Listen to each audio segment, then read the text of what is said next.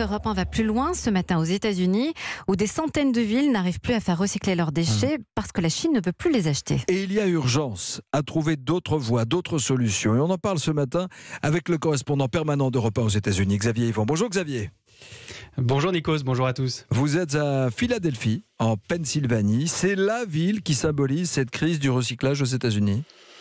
Oui, et pour vous faire comprendre ce qui se passe là-bas, je vous emmène dans la cuisine de Nathaniel Popkins, un écrivain local.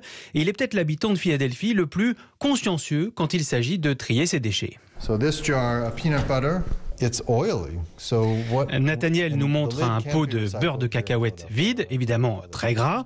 Avant de le jeter à la poubelle bleue, il le passe au lave-vaisselle. Oui, il nettoie tous ses déchets pour un meilleur recyclage. Sauf que depuis 6 mois, la moitié des déchets recyclables de la ville finissent à l'incinérateur, brûlés avec les ordures. Et ça, Nathaniel l'a découvert dans la presse. Quand j'ai appris que ce recyclage, en fait, n'était pas réel, ma tête a explosé. Imaginez une ville d'1,5 million d'habitants qui font tout ça pour de faux. C'est absurde. Ce que nous faisons, c'est une mascarade. Pour de faux, parce qu'en même temps, il utilise de l'eau. Donc c'est un cercle infernal. Mais pourquoi la ville ne recycle-t-elle pas les déchets qui sont triés par les habitants, pour qu'on comprenne ? La réponse, elle se trouve à 10 000 km de là, en Chine. La Chine qui achetait l'immense majorité des déchets recyclables américains.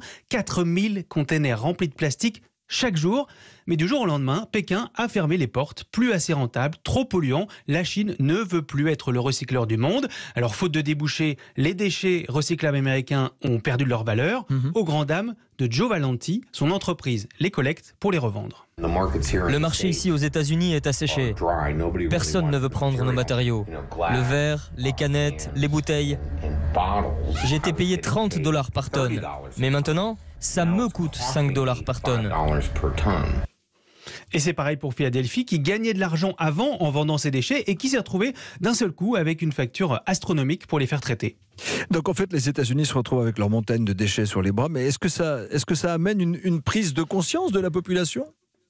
Oui, alors ça commence, même si les Américains restent les plus gros producteurs de déchets au monde. Il y a un mouvement naissant pour arrêter de surconsommer des produits jetables. New York, par exemple, vient d'interdire les sacs plastiques à usage unique. Pareil pour les pailles en plastique en Californie.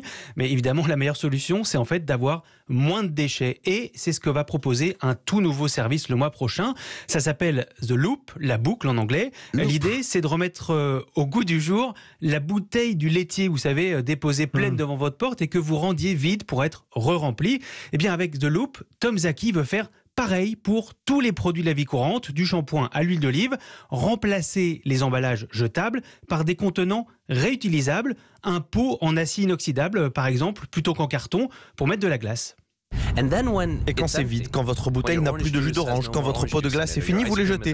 Sauf que vous ne les jetez pas dans une poubelle normale ou recyclable, mais dans une corbeille pour réutilisation. Pas besoin de nettoyer ou de trier. Nous venons directement chez vous chercher les contenants, nous les emportons, nous les nettoyons et nous les redonnons aux producteurs qui les remplissent à nouveau et les voilà repartis dans le circuit.